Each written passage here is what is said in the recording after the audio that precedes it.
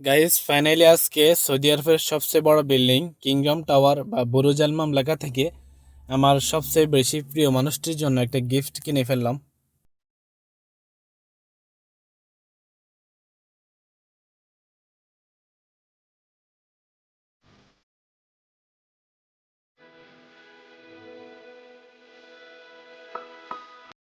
Guys আমরা finally আস্তে আস্তে ভিতরের দিকে যাইতেছি।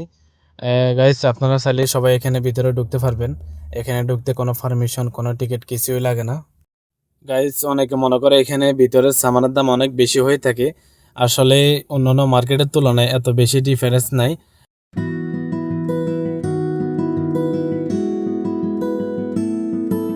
গাইস ফাইনালি আমি আমার প্রিয় মানুষটির জন্য গিফট নিয়ে ফেললাম।